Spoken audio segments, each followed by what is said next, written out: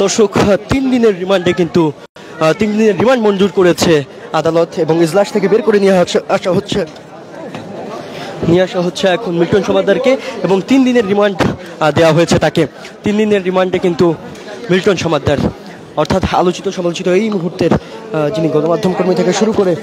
সব জায়গায় যিনি এখন আলোচনায় রয়েছেন, মিল্টন সমাদ্দার মানুষের সাথে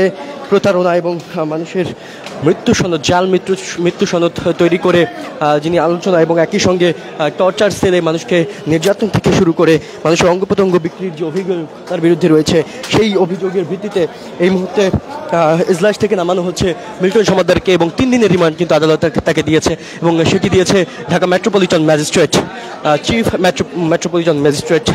সিএমএম কোর্ট। এবং সিএমএম কোর্টের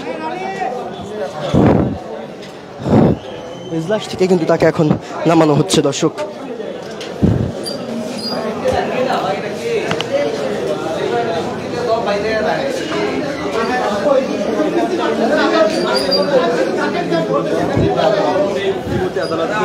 তিন দিনের রিমান্ডে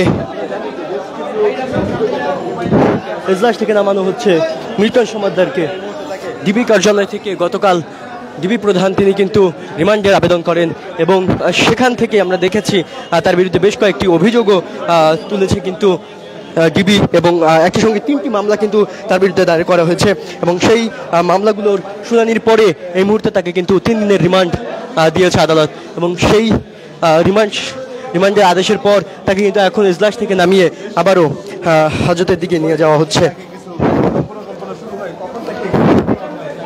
এবং গতকাল রাতে কিন্তু তাকে আসলে গ্রেফতার করা হয়